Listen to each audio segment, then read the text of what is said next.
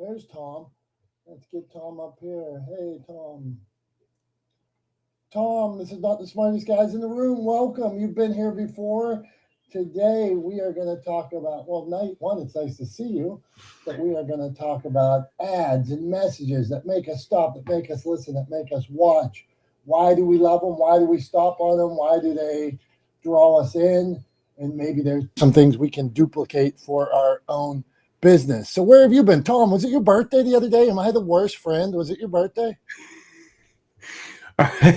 uh, no, it's not even remotely close to my birthday.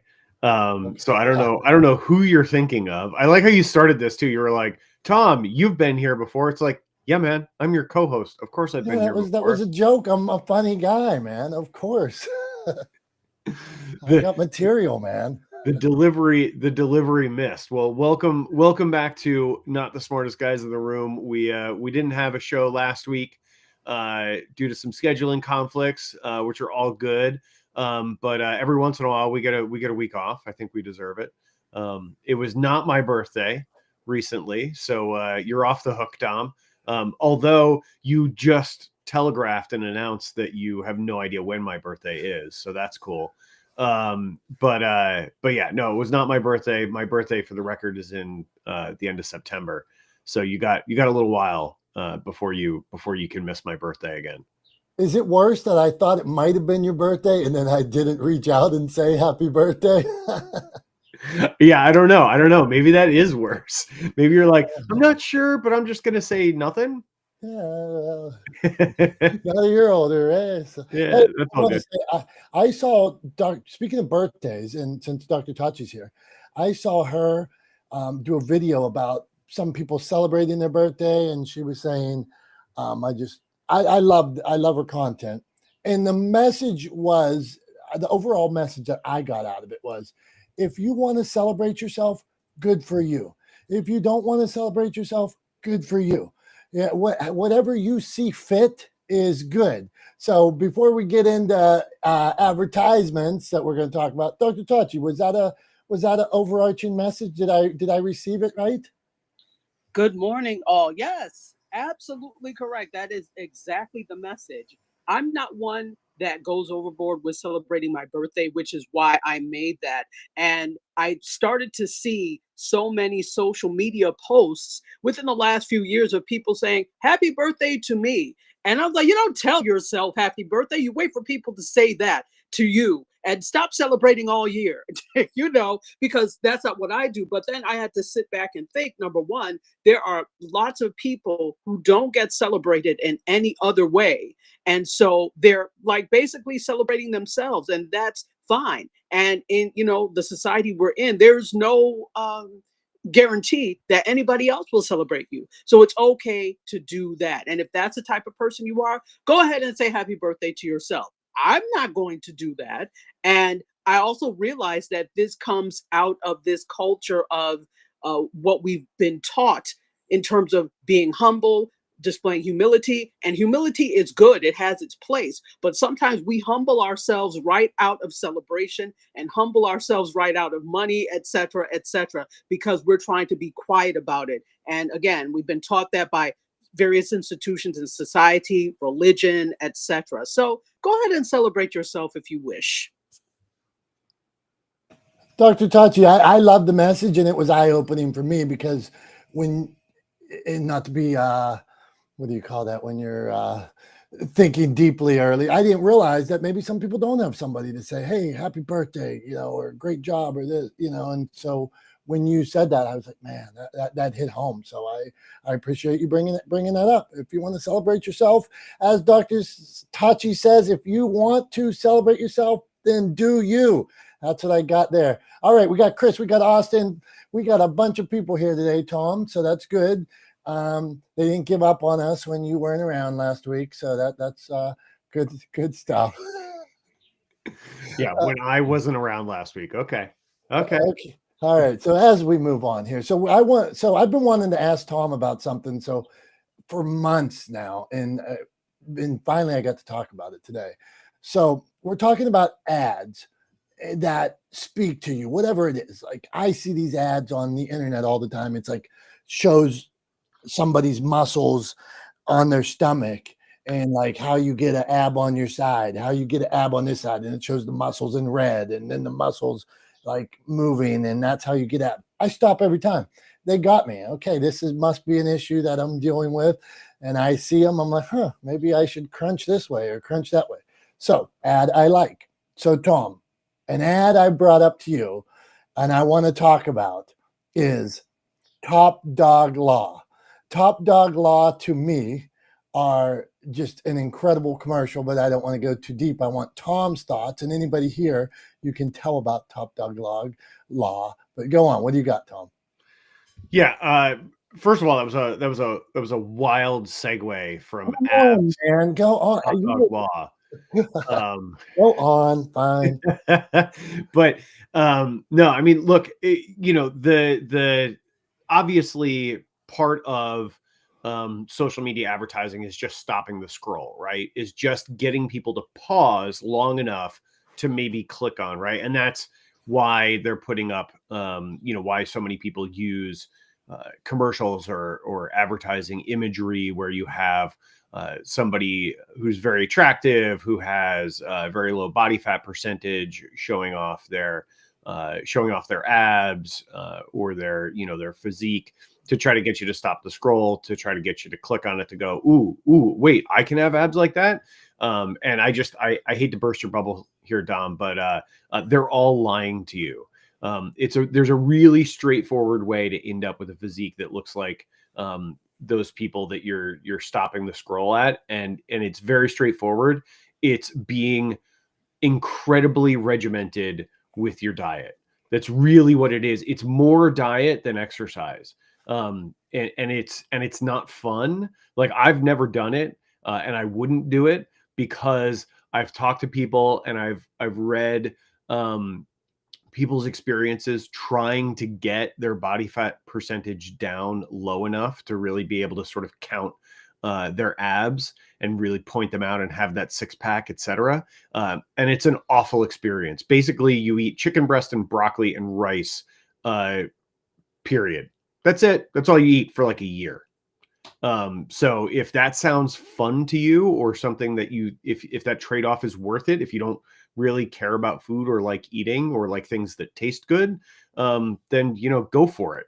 But otherwise, it's awful and it's not worth it. But really what it comes down to is an incredibly regimented diet. So if you want six-pack abs, you can have them. You just have to be an absolute stickler with what you put in your mouth, all day, every day, for a long period of time, and the trade-off just doesn't seem worth it to me. So that's one. Now, in terms of the Top Dog, can I ask a question here before we get to Top Dog? I wondered, in the room here, if you could flash your mic, if you've ever heard the Top Dog Law commercials on the radio, where a guy basically raps through a commercial for a law office. So anybody, I'll give you a 3, 2, 1. If not, we're going to be the first ones telling them about it. So Dr. Tachi's never heard Top Dog Law. Okay. So, okay, Tom, it looks like we are introducing the world to Top Dog Law for the first time. So go on. Yeah, well, I only know about Top Dog Law not because I ever heard the commercials on the radio, because I don't listen to the radio because it's 2025. And most of the world has left terrestrial radio behind. But apparently there's still 7 people that listen to it anyway, including you, Dom. But but yeah, I only know about it honestly because you've mentioned it to me. I think you've mentioned it to me before, even before today's show. You mentioned it to me in the past, and so I looked them up. I looked up and listened to a couple of the commercials. In fact, I found videos of radio DJs reacting to the commercials, which was kind of funny and a little bit meta. But anyway, yeah, they're hilarious, right? And they're obviously intended to be over the top, right? They're not supposed to be taken completely seriously. They're meant to sort of poke fun at legal commercials. They're meant to sort of poke fun at the ridiculous ways that people phrase things, go at things, et cetera, when it comes to this kind of style of advertising. They're meant to poke fun at it. They're meant to stand out due to how ridiculous they are. And I think it works, right? I think there is something valuable in standing out from the crowd, right? There is something valuable in breaking through the noise. And that's exactly what these commercials have enabled this law firm to do. Even the name of the law firm is kind of ridiculous, right? And I think it's meant to be ridiculous because, when you go to when you think about personal injury attorneys, a lot of their sort of marketing and advertising is all built around how they are the best. We get the most for our clients.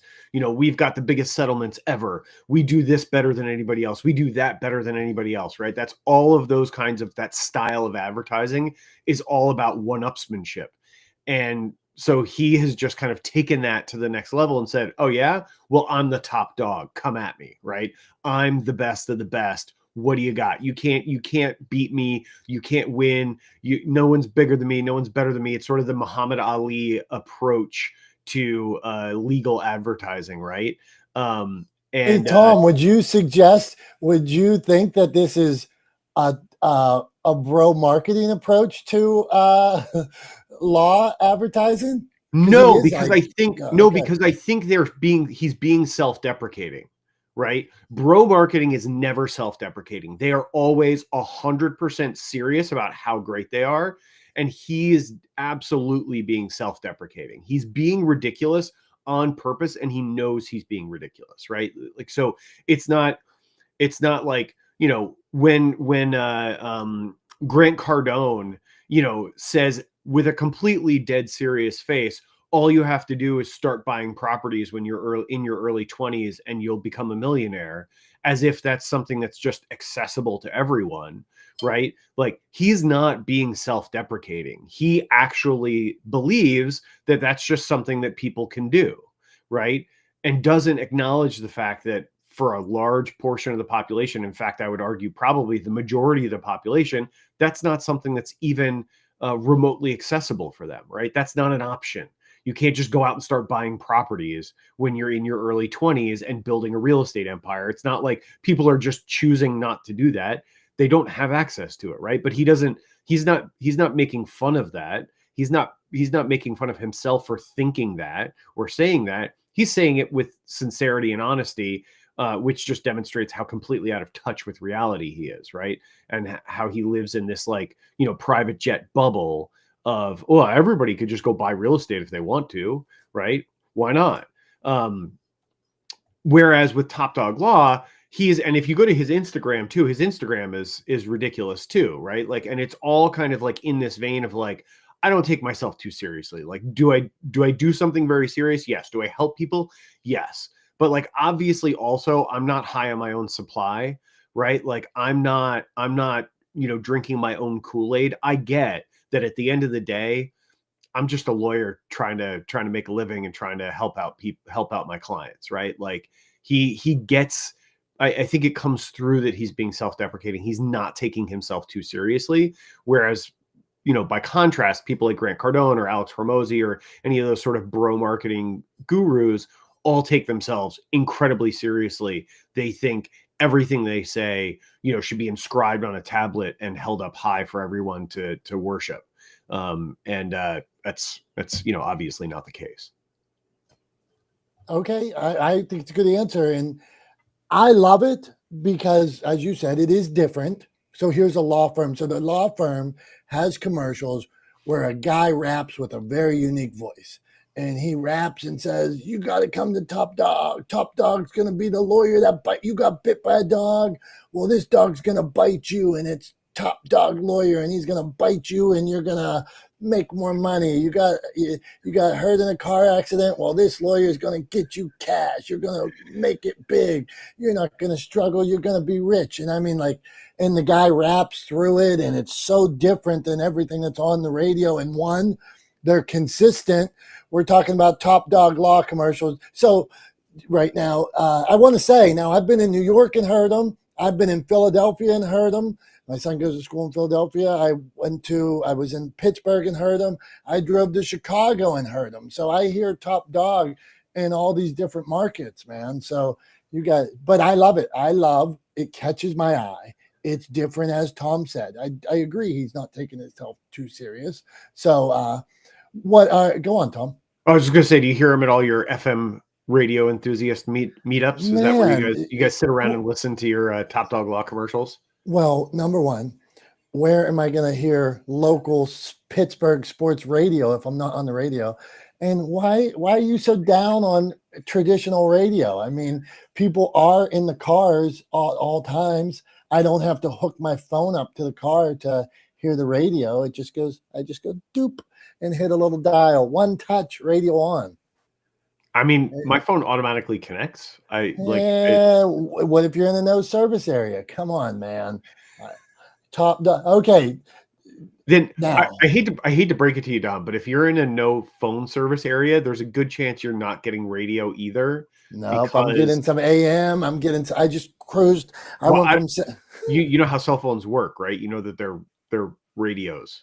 Oh, honk shoe, man. Honk shoe. Tom is feisty today. A week's off got him feisty. I got 2 weeks. I got 2 weeks of barbs to throw your way. Oh man. Oh, AM radio is good too, Dr. Tachi. So since you're up here, Dr. Tachi, any commercial that stops you, what is one that you see? It could be online, it could be on TV, whatever, that you're like, whoa, this is the one. I get it. I'd like to duplicate. They're doing something different. I feel this. What do you got for us? She's like, I've never. Okay, I don't know why I wasn't on miking. That's not the word, but definitely, I watch television. I'm a television addict, but I'm more on YouTube these days and on streaming these days. So I'm obviously getting ads on YouTube because that's what YouTube does. And so what will happen is, in the middle sometimes of YouTube videos, but like right before I go to one, they show these different types of videos or different types of ads. And it could be an ad or it could be an entire YouTube video, because you have the option when you're doing YouTube advertising to select what the video is going to be. So you never know what you're going to get. So I think it's actually brilliant, because sometimes you think, who wants to sit there and watch an entire show? But I have, to the point of, I'm supposed to be watching this other video, because they selected ads that per their algorithm, based on what I generally watch. They'll show things that probably fit within. Sometimes it's not, but sometimes it does fit within what I would normally see. So sometimes you get ads for actual products or services, but then sometimes you get, quote, ads that are placement of YouTube videos. So those have sometimes caused me to go and check out the other things on their channel. I found out, now I'm a Marvel person, but I didn't realize that they were doing, full programming on YouTube of the cartoons, the animated things they have.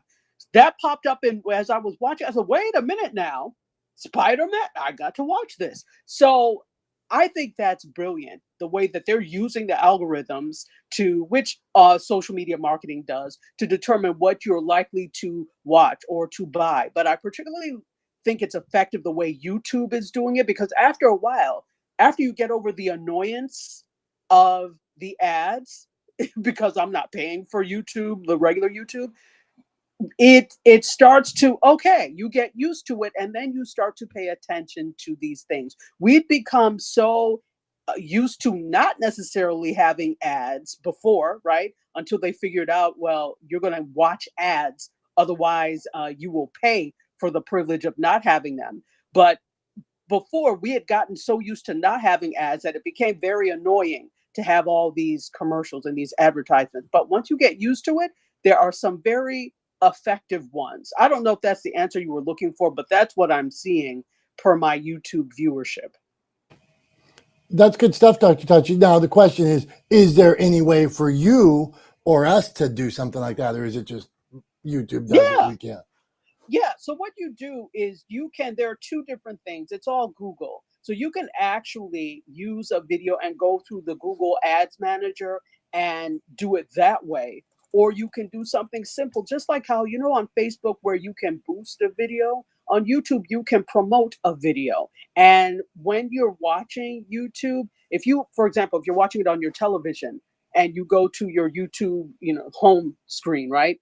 You will see the very first video to the left will be whatever is being promoted or an ad, right? So if you pay for that, it can show up there. So you can also, when you promote a video, you can select what your goal is. So it could be to get more views on that particular video, or it could be to get more views on all of your videos and grow subscribers. So there are two goals you can have when you promote a video, or you can go through the route of actually using Google Ads Manager, which is a little more targeted. Now that's some good stuff. Thank you, Dr. Tachi. Tom, Absolutely. what say you about all that? You got any thoughts? Or you got something mean to say? Go on. No, I don't have anything mean to say. I'm not to Dr. Tachi. I got plenty of mean things to say to you, but not to Dr. Tachi. No, look, it's the sort of the nuances of those things are definitely I don't want to say out of my depth because it's not exactly the right way to put it, but not something that I tend to focus on, right? So I really appreciate the level of detail that Dr. Tachi brings to the conversation when she kind of gives all of those insights into the nuances of how you can actually use those ad tools and the tools available through YouTube and Google to grow, to grow your follower base and to expand the viewership of the content that you put out on YouTube. So I appreciate it. It's something that I just don't have the patience for. It's weird because I have the incredible ability to focus on and spend an inordinate amount of time focused on a particular task if I find that task engaging, right? I literally spent, this is not an exaggeration, I literally spent 14 hours at my desk yesterday working on a project for a client, literally, not an exaggeration, 7 a.m. to after 9 p.m. Yesterday at my desk in my office. And the time flew by, right? It did not feel like I was at my desk for 14 hours. And obviously I took some breaks to get up and get some food and et cetera, et cetera. But not a lot of breaks. I had a peanut butter and jelly sandwich for dinner. So, didn't take long breaks. PB&J, by the way, still a great sandwich. Anyway, but yeah, when it comes to something that I'm engaged in, something that I enjoy, something I'm passionate about, no problem. 14 hours, no big deal, right? 10 minutes trying to figure out how to use ads or ad manager on YouTube, I'm done. I'm out. I don't I've lost interest. So I very much appreciate people like and brains like Dr. Tachi's that are interested in those things and can dig into them and share insights with the rest of us. Because I sure don't have the capacity to do that myself. Hey, speaking of just small YouTube things while we're discussing it, a lot of us do shorts. Does everybody know that you can connect your shorts right to your long form videos? Like when you go into your edits, you can go right in and it says related video. So if you got a long form video, let's say me and Tom put this on YouTube afterwards, actually it goes right up on YouTube. But we can, if we make a short of Dr. Tachi breaking down ads on YouTube, we could make that short and then go into edit and put related video, and it goes into your long stream. So Debbie or anybody making long form videos, the short form is a great way to funnel people right to your long form video. So I go for it. Okay, that's a good tip, Tom. Definitely something I did not know, because again, I don't think I've ever posted a short on YouTube. I can't remember the last time I even logged into the sort of the control panel on YouTube. Dr. Tachi, I'm going with this. Tell Tom about shorts on YouTube. What kind of numbers you get? So this is the interesting thing about shorts. because shorts are really, it's vertical video and it's aimed at basically the TikTok brigade. Those people who are already used to watching vertical short form video. And you can basically scroll through your shorts feed and watch so many people. There are people that will, people, me, I will I am people. I will scroll through the shorts feed, on my phone, and you see all these wonderful shorts. So I'm a long form YouTube watcher, but if I'm on my phone, sometimes I'll just look at a short. Oh, that's interesting, and it's one after the other after the other. So very similar to TikTok. Now here's the others. So definitely do some shorts because, as Dom said, you can connect those shorts to the longer form video, and you're basically steering people to the longer form video. Is that always the case that they go there? No, but sometimes they will. But because of the act of people scrolling through, you tend to get more eyes on the shorts than you may on your longer form video, depending on who you are. But you can get lots of views, which is why, to qualify for the different programs they have like 2 creator programs. The shorts requirement is either 10 million views for the full one, or watch hours. Sorry, 10 million views or 3 million views for the smaller one. So not to get too deep into it, but definitely I would say do some shorts because you can impart some knowledge, and shorts are up to 3 minutes. So you can have up to 3 minute shorts. That's 3 minutes to impart some knowledge, give some tips, whatever the case may be, that somebody would encounter through shorts and maybe not through you doing a regular longer form video on YouTube. Does that make sense?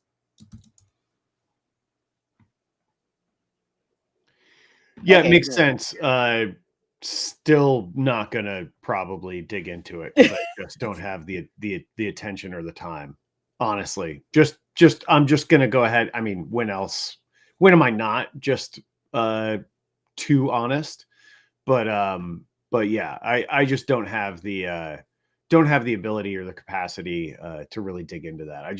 I will never do it. I know myself well enough to know that I'll never do it. You already made it short form. Put it one more place. Jesus Christ. Yeah, but it's not. But it's not that simple, right? Like it's not that simple. It's not like, oh, I'm just gonna like post this one because then I gotta go into it. I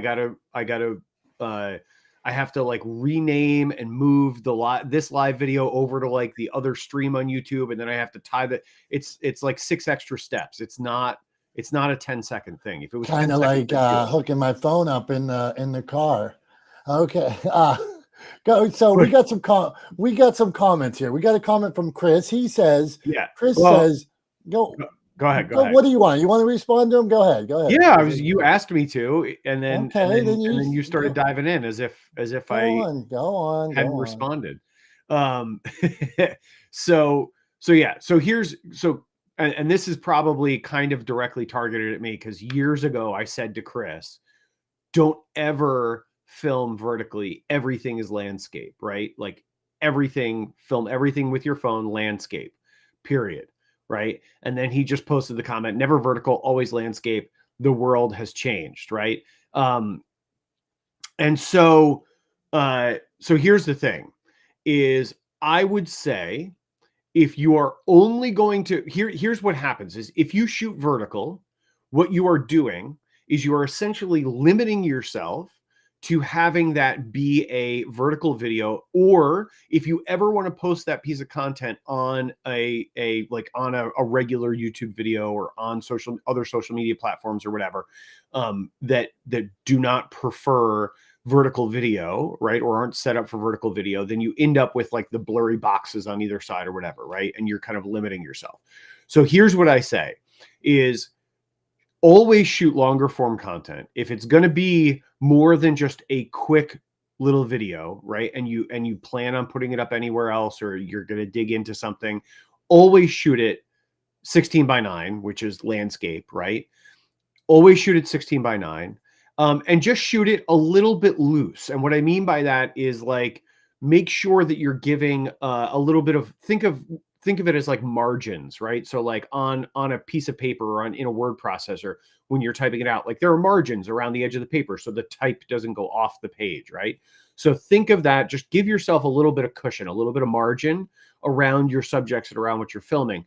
And then if you decide you want to take a clip of that and make it a vertical video, you can do that, right? Because then you're just taking a vertical slice out of that landscape video, that 16:9 video, and you can share that wherever you want, right? So I would say when in doubt, shoot landscape, shoot 16:9, right? Shoot horizontal, not vertical. Shoot it a little bit looser than it seems that you would want it to be, and then crop a vertical video out of it, right? But then you're not limiting yourself. Like what you will always want to do is leave yourself as many options as possible when it comes to what you can do with the video. And the most options you have, the most options you'll get from filming is by filming in landscape, filming in 16:9, right? And then converting that to vertical. You can't go the other direction, right? It's sort of like if you're cooking, you can always add more salt, but you can't take it out, right? So like, the filming vertically and then trying to make it 16:9 or landscape or horizontal is basically the equivalent of oversalting your food and then trying to get the salt back out of it, right? It never really looks great. It doesn't work well. Something's off, right? It's not perfect. It's not great. It's not as good as you want it to be, right? So that's my advice: is always shoot landscape and then convert it to vertical for short form content, not the other way around, because it doesn't really work. May I add something? Please, that's what you're here for. Go on, Dr. Toucher. Thank you. I 100% agree with that. Because you can get rid of what you don't need, but you can't create what you don't have. So I 100% agree with that. I would add this though, because if you know that, which is why you have to plan. If you know that you're probably going to throw this up on a platform that is vertical first, or vertical tends to be the things people gravitate toward, you also have to be careful when you're shooting, because then you could end up with nothing in the frame when you're ready to go, or things are outside of the frame that you need them to be. So I would also say, if you're going to do both, that you need to be aware of that, because if you've shot something in 4K or good for you, 8K, and you've got this really, really wide aspect ratio, and you just need the 9:16, you may not have anything in your frame to make it worth it. So I 100% agree that it's limiting if you only shoot in vertical. But if you know vertical is going to be part of that ecosystem, then keep that in mind when you are shooting, so you end up with what you need within that frame. My thoughts. I love that. That's a great addition, Dr. Tachi. And what I would say to further that is, if you're not sure, do a little practice, right? Shoot a little bit of video, and then using whatever editing software you want to use, either on your phone or on your computer, then play around with it, right? Shoot a couple of different kinds of videos, see what works best, right? Maybe go to YouTube and watch a tutorial, right? On how to edit vertical videos, right? Using the software, whatever software you're using, your software of choice, right? So play around with it, experiment, right? Practice. As we've talked about 1,000,001 times here, Not the Smartest Guys in the Room, practice makes improvement, right? So film a little video, practice converting it from 16:9 to 9:16, right? From landscape to horizontal, figure out what works, what doesn't, and then go from there, right? But yeah, at the end of the day, don't limit yourself by shooting vertical first, because you are hamstringing your ability to reuse that content in other places. Good stuff all around. I appreciate we're getting in some high value here today. So I see a comment from Facebook. Jamie Hill says, I want to make verticals. So my challenge to her is, based on everything you heard here today, make some verticals. You got this.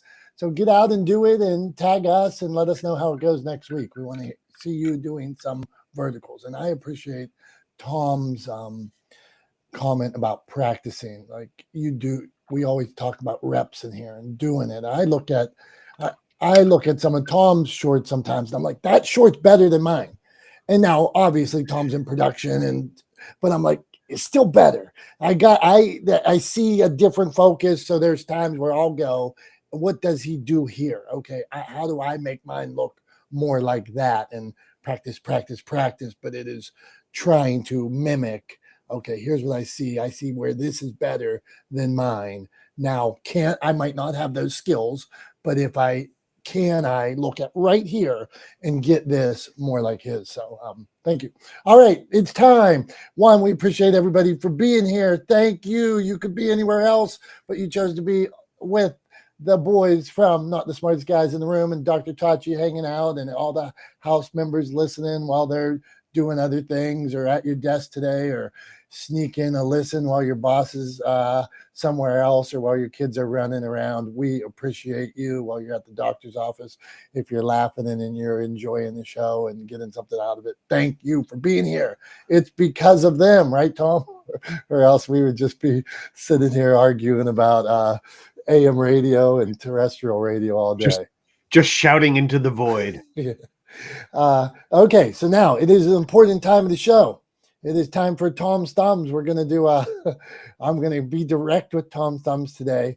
Tom, we've been down this way before, but now today I'm going to ask you, what do you think about the fashion and grandeur of the Met Gala? I got to tell you, first of all, I am not a fashionista. I forget what movie it was from. It was from a movie or TV show where they were somebody who the character was not very bright, was trying to talk about fashion and was calling them fascists, which I thought was hilarious. Fascist with an SH instead of the SC. But anyway, I am not a fashion student, right? So generally speaking, I can't even think of the last time I even remotely paid attention to the Met Gala. I think I saw a New York Times article pop up about the fashion from this year's Met Gala, and I did not look at it.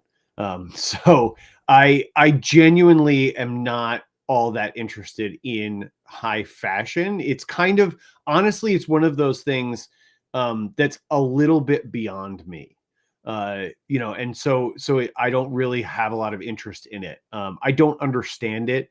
It doesn't make sense to me. Like when you see runway shows and all of that kind of stuff, I just like New York Fashion Week, you see all the things that designers debut on the runway there. And I look at it and I'm like, that's not clothes. Like you can't wear that to work or a restaurant or even out in public. Like what is this? What is happening right now? Like you can't even sit down in that. That's not clothes. Generally speaking, like the fashion, I think is it's lost on me. It's beyond me. But I do know that this year's Met Gala, the idea was to point attention to some. I don't know the right way to say it. Like I honestly, I all I know is a very little tiny bit that I saw that basically there was some attention, or some of this year's Met Gala was to draw attention to Black artists or Black performers. And I genuinely, that's all I know. So I can't even really comment on it because I'm not even sure exactly what the intention was and what the focus was. I've paid that little attention to it. So I don't know. I'd have to ask. Maybe I'd ask. Dr. Tachi commented this Met Gala was special. So Dr. Tachi, why don't you tell me why it was special, Tom? And then you're gonna base your thumbs up or thumbs down. And the question was, what do you think about the fashion and grandeur? So just because. Well, that's not what you said. Yeah, I did. Yeah, because I don't think that's what you said. What do you think about fashion and glamour of the Met Gala? Yeah, because now you're changing words already. But I phrased it specifically so that because the Met Gala raises money for the museum, so I don't of course, that's a good thing. So that's why I didn't want you to give a thumbs up, down to that. But we'll go to Dr. Chachi, and then we should replay it back and see what they said. Hey, Jason's in the house now. Okay, Dr. Chachi, finish us up on the Met Gala here.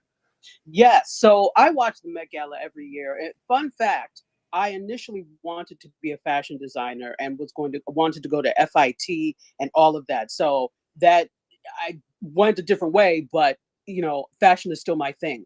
So this year's Met Gala, the theme was super fine, and it was looking at the tradition of Black dandyism. And so when we look at it kind of historically, for people that have been so oppressed and denigrated in this country, the way you rise above that is through different things. We rise above it through comedy. We rise above it through dance. We rise above it through fashion. And so when you're not seen as acceptable in the sights of people, you find ways to become more acceptable. And in that, trying to become a part of the fabric of the American culture, you create your own specific style. I'll give you an example. You're from New York, Tom, so you know Dapper Dan, and a lot of people probably know Dapper Dan. Well, he grew up in Harlem, and Harlem was one of the epicenters of the early hip hop. And so when the luxury designers were not making clothes, or were not paying attention, I should say, to those in the hip hop industry who had the money to buy some of these things, but they were not taken seriously, Dapper Dan said, okay, well, we'll deconstruct these things and make things that we can wear.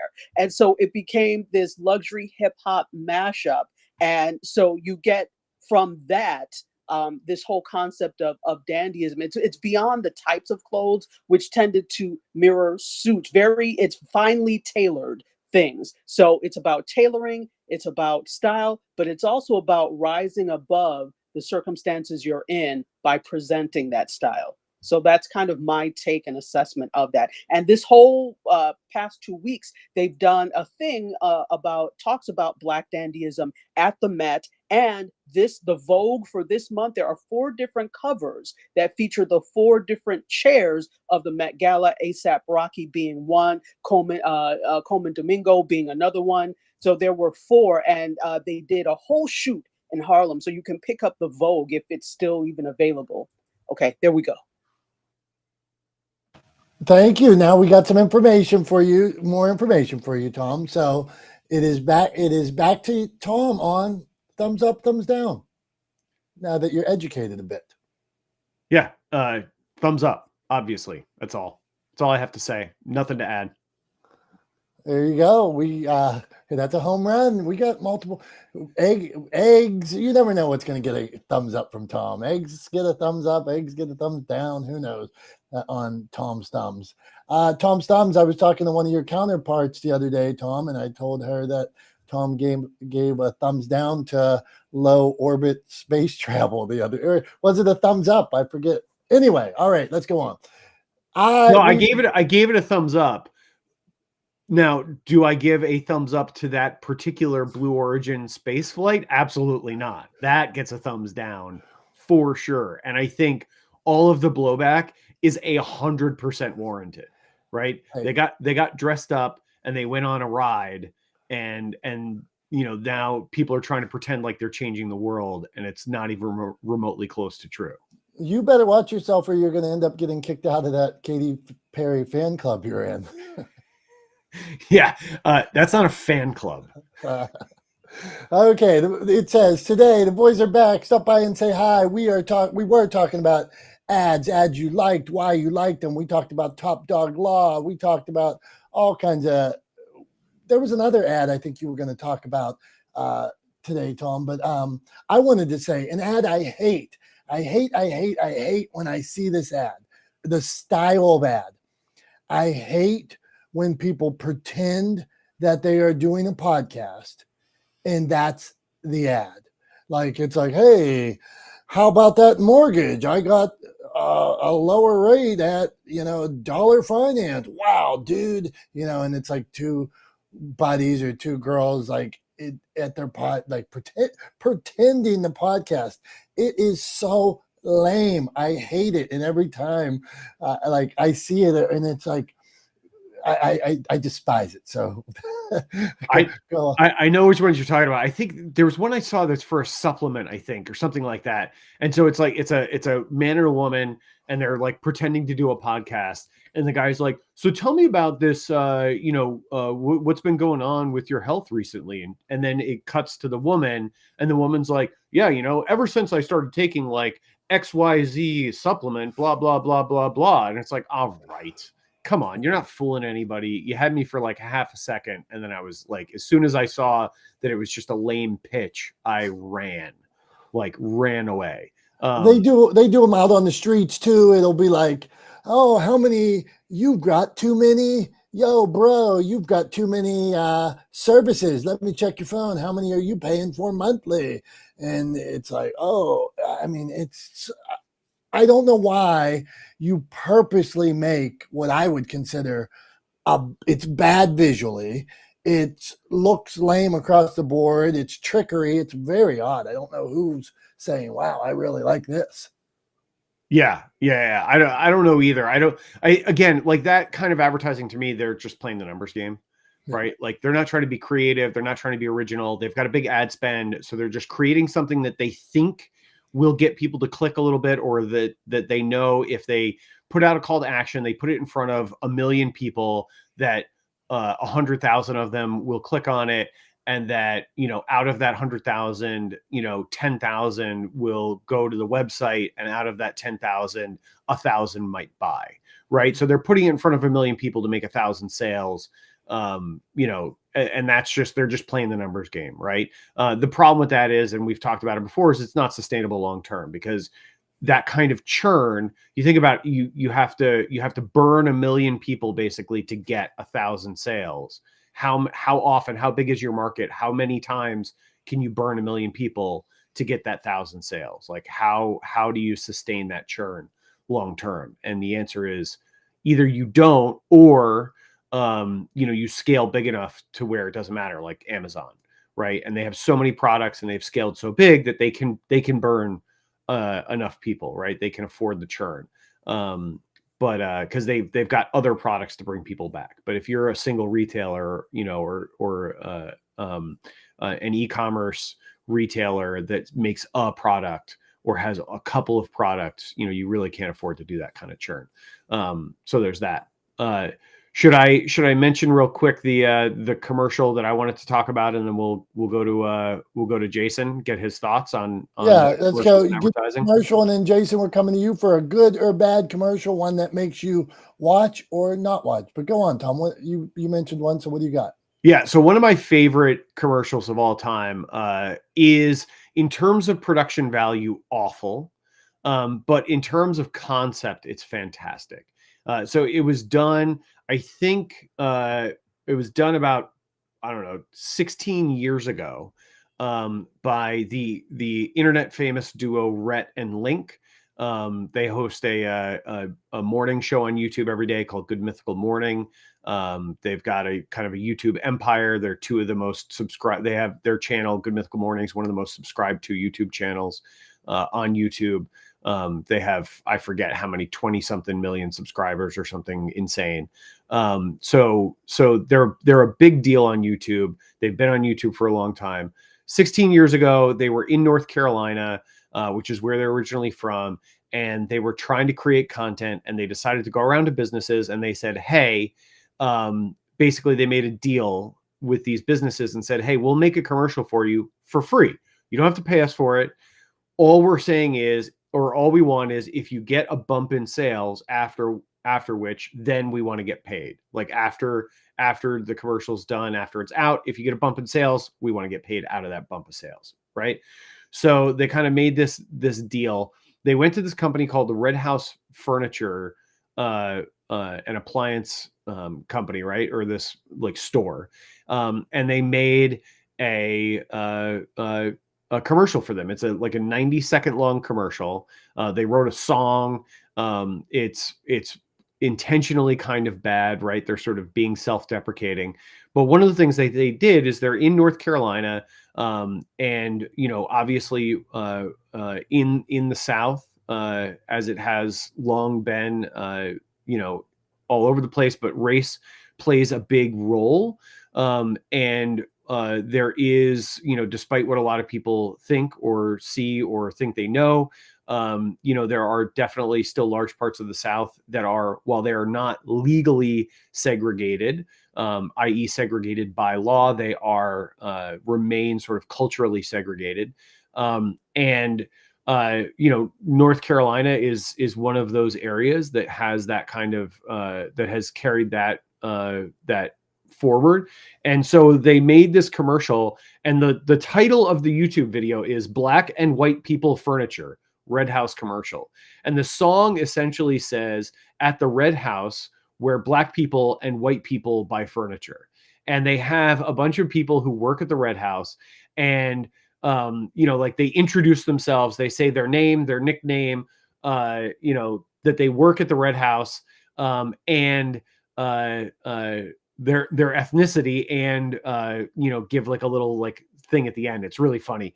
So like it's my name's whatever, they call me Big Head is one of the guys at the beginning of the ad. They call me Big Head. I'm Black and I work at the Red House, right? He says and then he says, and I love blah blah blah blah blah, right? And popping furniture into pumping iron and popping furniture into people's houses, I think is what he says. Something like that. It's ridiculous. It is absolutely absurd. And it got so much traction that their sales went insane. Like apparently they still get people 16 years later, they still get people coming into the store saying that they saw this commercial because they talked about something that nobody else would really talk about, right? The fact that there really were in North Carolina stores where Black people shopped and stores where white people shopped, right? Still 16 years ago in the 2000s, right? In the 2010s, there were stores that were essentially still segregated in North Carolina. And so they were kind of pointing to that and making fun of it and kind of highlighting how stupid that is, right? That was still kind of the tradition, right? And so, yeah, so they made this series of commercial, and the sort of tagline, like I said, is at the Red House where Black people and white people buy furniture. And it's hilarious. It's ridiculous. It's self-deprecating. It's fantastic. It's got 8 million views on YouTube 16 years later. So obviously it's got some sticking power. It's done really well. And I think it's a really, really well done, really well executed ad that does what advertising should do, right? Which is drive attention to the business, attention to what the business offers, and get people to go to that business, make people feel good about supporting that business. That's what advertising should do. And I think that's what that commercial achieves. So that's why it's one of my favorites. Well said, man. I look forward to looking for it now. So thank you. Okay. Our friend Jason stopping by here. Jason, Jason stops by here and there. We appreciate your support, my friend. So Jason, a good or bad ad, one you like or one you're like, I will not listen to this and I am turning the channel. What do you got? I'm going to be controversial, and I hope I don't get you guys canceled for saying the words that I'm going to say. So I'm letting you know right now, because there is a company that I can't remember the exact, I don't know if it's not Ozempic. They keep talking about these vaccines, right? Like Gardasil, this is going to protect you against cancer. And it's like, I can't stand seeing it. I like want to throw a rock at my TV every time I see it, but it's always saying, well, to guard yourself against, what is it? Some kind of illness, or I don't want to say disease, but it's something where you're more likely to develop cancer. And I'm just like, if they had that answer of what causes cancer, then they know how to cure it. So I can't stand those, or Ozempic. That would be my other relatable. Ozempic shows like these people like semi-fit walking around, and I'm thinking, I watched a family member of mine go on Ozempic and throw up their brains, for a whole 2 months. And yeah, those are my only two commercials that come to mind, and I'm just like, yeah, no, there is no fast pill or shot that's going to make you better. You still got to do the work yourself. Well said, my friend. Thank you, and we appreciate you. Okay, we are rolling on, Tom. Tom, what do you think? Quick show and tell, and then you got to wrap us up. Yeah, and I was just going to say too, to Jason's point, at the end of the day, I think it is, and this is an opinion that is shared pretty widely outside of the U.S. for sure. But it is pretty absurd that we allow pharmaceutical advertising on TV. And folks in the medical community, a lot of doctors really hate it, right? Because then they have patients coming in requesting drugs as if they really have any idea what they're asking for, which they don't, because they're not pharmacists, they're not medical doctors, they're not scientists. They're people like you and me walking in going, "Hey doc, I want this drug," right? And not for nothing, but no doctor should have me come into their office and say, "I want this drug," and then turn around and write me a prescription. That is idiotic, right? And that is where pharmaceutical advertising leads. So my takeaway from Jason's thoughts there are like, we shouldn't allow pharmaceutical advertising. We didn't used to allow it, right? I think that changed in the 1980s, if I'm not mistaken. But might have to fact check myself. Yeah, that's there. when you started seeing Tylenol ads and more. There was Yeah. more than Tylenol. The Well, 90s is where it really kicked into gear. But there was yeah. literally a legislative change that it used to be illegal for pharmaceutical companies to advertise drugs to the general public, and then there was a legislative change that made it legal. And I don't know. I for one think we should probably wind that back. But now, without further ado, Dom, I'm curious to see what you have to show and tell us about this week. Okay, Tom, I love a challenge, so I'm going to keep it so short for you because one, we believe in timelines on this. We believe in the value of action packing this show and then getting you out because we're going to take about 1 hour of your time and then we're going to let you do those amazing things like Jamie Hill, who is going to make vertical videos after this conversation today. So what I'm going to show you for show and tell is merch. I believe in company merch. Get yourself some merch, whatever it is. This is my Motivation Champs hat. Here's a Motivation Champ beanie. I got Motivation Champ coffee cups behind me. It's more than one today, but get yourself some merch. You have a brand, get some merch, get your friends to wear it. It doesn't all have to be about selling it. It could be wearing it. It could be representing your brand like Tom does every week with his Talex Media hat. If you want to sell it, find a site. You don't have to have 1,000 of them. A lot of people think I need to have 1,000 in inventory. That is not true. You can find sites to work for you that will drop ship and things like that. So today you are seeing Motivation Champs merch, Tom. That's what you got. I mean, I like it. Obviously I'm biased. Anybody who's met me in the last 7 years has likely met me and seen me with this hat on. In fact, I'm almost never seen in public without it, or without a hat on. It's sort of become a bit of a trademark thing for me. But yeah, this hat in particular, my Talex hat, is almost universally on my head. And it's because I believe that if you aren't proud enough of your brand or your business to wear it yourself, then nobody else ever will be. Right. So I very much, instead of wearing it on my sleeve, I wear it on my head. And Dom does too. I see Dom with his Motivation Champs shirt, his Motivation Champs hat, his Motivation Champs beanie. Even at the Steelers games, I see pictures. Dom posts pictures of himself at the Steelers games with a Motivation Champs beanie on. You got to get a koozie for your tailgating too. I don't know if you have any koozies for your tailgating for this. That's a great idea, Tom. That's a great idea. Thank you. There you go. Dom tailgating with a Motivation Champs koozie. Start handing them out at the tailgate. I'm going to make them black and gold, and I'm going to do that. You'll see black and gold koozies at the game. Okay, we got Tom. Beth, you got to put your question in the comments because Tom's going to his wrap-up for right now. We'll answer it in the comments. Tom's going to his wrap up. It was a good one today. We appreciate all you for being here. Tom, you got to wrap it up from the Met Gala to Top Dog Law to Blue Origin to bad commercials. Oh my goodness, this is tough. Go on. All right. Well, so to wrap it up today, I'm just going to give a very sort of high level perspective on what advertising, I believe, what advertising is and what it should do. So there's I think a lot of people conflate a lot of things around advertising and marketing and brand awareness and brand reputation and all of those things. Advertising is sort of first touch sales, right? That's how I think of it. Advertising is first touch sales. It is sort of the entry point into the sales process for a brand or a business. And so really what you should be attempting to achieve with your advertising is not to make a sale. Stop trying to close sales with your commercials. That's not how it works. Talk to anybody who's spent time in sales. Dom's nodding. He's spent time in sales.